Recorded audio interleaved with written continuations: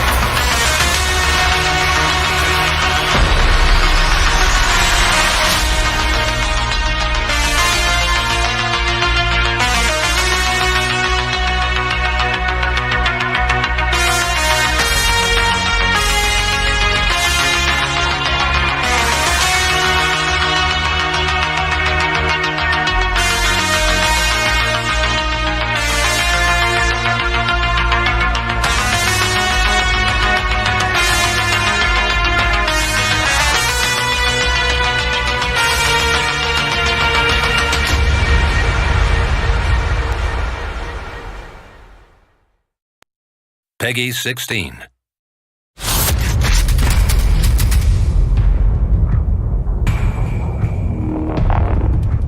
Welcome to Sweden. It's November 14th, 1989, and you're about to get a closer look at the open world of Generation Zero.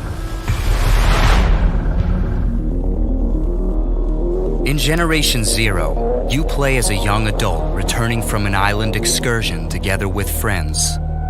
Upon reaching the mainland, you discover the world abandoned with no other people around. Worse yet, you find yourself hunted by a mysterious force of deadly machines. Now you need to find out what has happened, while at the same time trying to stay alive, and eventually wage a guerrilla war against the machine invaders. Generation Zero allows you to create a unique 80s hero and play on your own or together with up to 3 friends in seamless co-op. You will explore a beautiful but dangerous open world where you constantly need to keep a lookout for enemies roaming while trying to find the equipment to survive and fight. The machines come in many types, sizes, and variations, constantly challenging you in new ways using different weapons and sensory equipment. Wear them down and disable their systems by pinpointing and taking out armor parts and components. Seize the upper hand by utilizing stealth, group tactics, or special equipment to distract or confuse the enemies. Use these in combination with objects in your surroundings to create traps and ambushes and turn a difficult fight into a winnable one. Should things go south, fleeing is a valid tactic. Since the machines are persistently simulated in the world, they will continue roaming if not killed. Whether you locate them minutes, hours, or days later, they will still bear the scars of your last encounter, waiting to finish the job. As you play Generation Zero, you will scour the open world for different weapons and upgrade your favorites with attachments like scopes and silencers. Take down powerful machines without damaging their parts, then scavenge those same components and use them to augment your weapons with high-tech enhancements. This will come in handy when fighting in different conditions.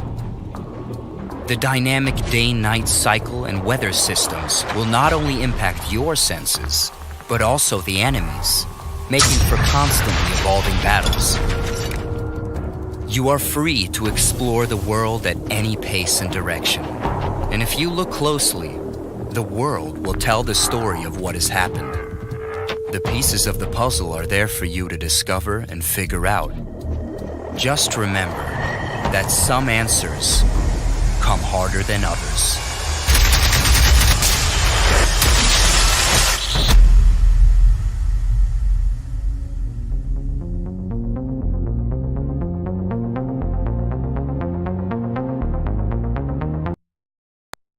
Peggy 12.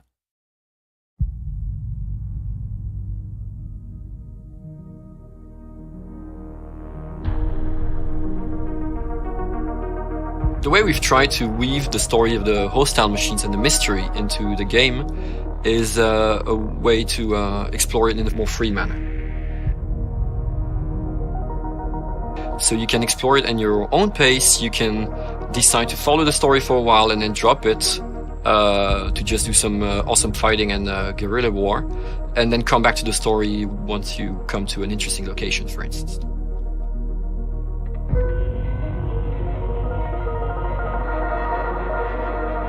The way missions are set up in the game is it's supposed to be free to take on as you will. If you are the type of player that wants to find a narrative in a certain location or follow down the path of solving the mystery, that's available to you to do wherever you go in the game. You will find sort of pieces of that puzzle to find.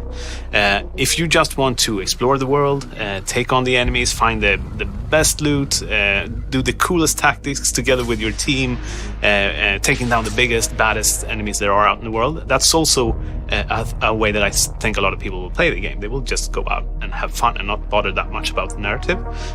Whenever they want to, they can pick up on it, but it's definitely nothing that we dictate that you have to do.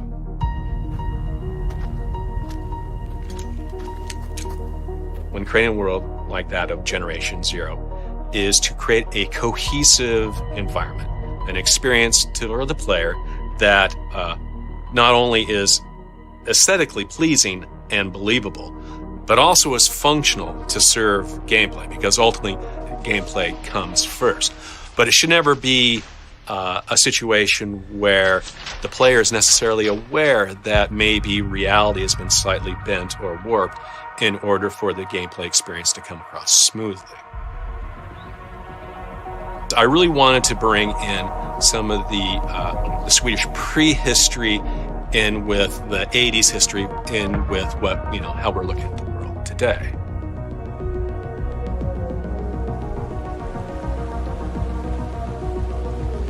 The reward players get for exploring isn't just finding cool new places, although there are loads of cool places to find. Often players will find little notes left behind by people, which will tell them a bit more about the world, a bit more about their story.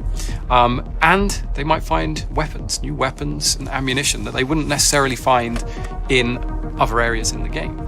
So it's always a great idea to go exploring, find great new things. It's really humbling as a game director to be able to work with people who really go into things 100%. And these are people who, some of them are veterans of Avalanche Studios. They worked on all of our AAA games before.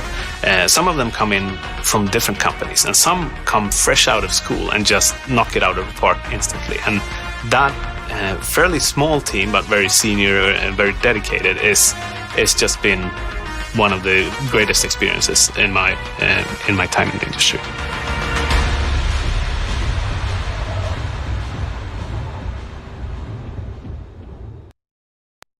Peggy 12.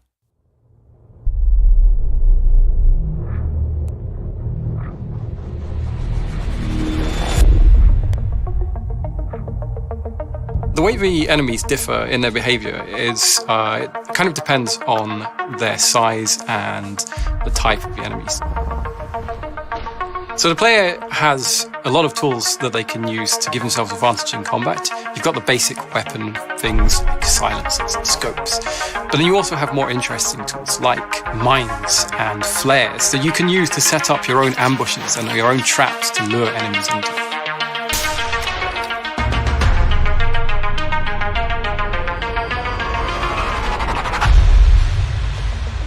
The general direction for animating the machines has been that they should feel intimidating and also not be too mechanical or too organic or animalistic. However, animals has been the best reference for working with machines. The animation team has been working closely with art direction and design to create balance in the visuals that matches gameplay. My playstyle is more of a sneaky kind of playstyle where I like to scout out the environment, find the perfect spots where I can take down enemies such as explosive barrels, cars, power boxes, anything that will make it easier for me to kill the enemy without them knowing I'm there. And if that goes south, that's absolutely okay. Running is a valid option, that's fine. So these enemies, the ones you run away from, they'll still be in the world. They'll be roaming around, they'll keep the damage that you gave them before. You can take them out at a later stage, that's fine. The stars of the game, the machines, they have kind of a retro sound to them. They sound kind of what you would expect from 80s science fiction movies. We put a lot of attention into how sound behaves across long distances and how the sound echoes across the Swedish countryside and through the forests. So when there's gunfire or when you're listening to the machines in the distance, they really sit in the world and give this eerie atmosphere. I've had a great time working with the Generation Zero team. We're a small amount of people, but we have a lot of creative freedom. It's been interesting, it's been awesome, it's been one hell of a project to work on. It's really, really nice working in such a close-knit environment where everything is our responsibility. We have a lot of control over what we do. And yeah, it's a fantastic place to work.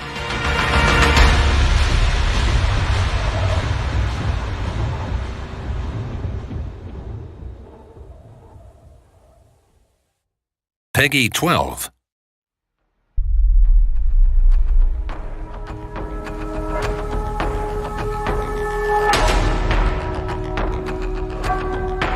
Something that I'm really looking forward to is to be able to release a co-op game. I think we need more co-op games to let people play together and not adversarially.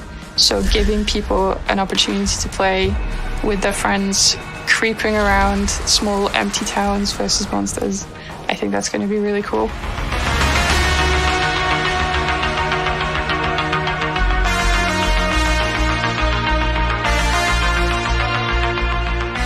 In Generation Zero, we wanted to create a game where the odds were stacked against you, and it was up to you to fight those odds to overcome the world.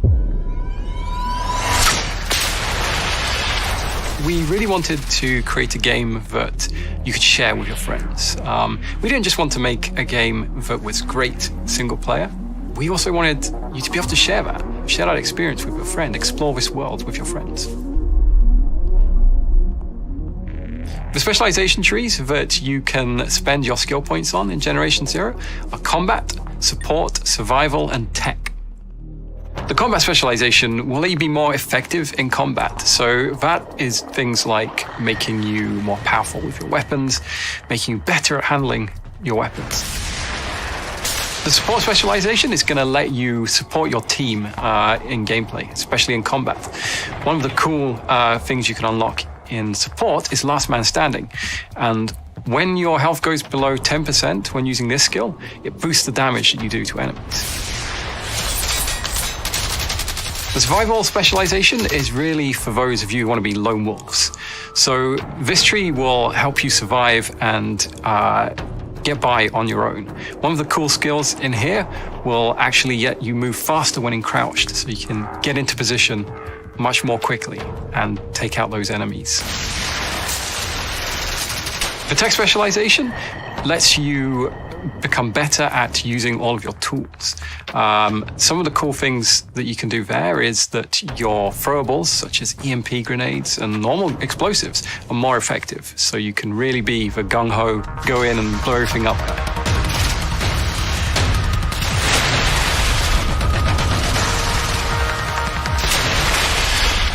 There are a lot of advantages to playing alone and playing with other people.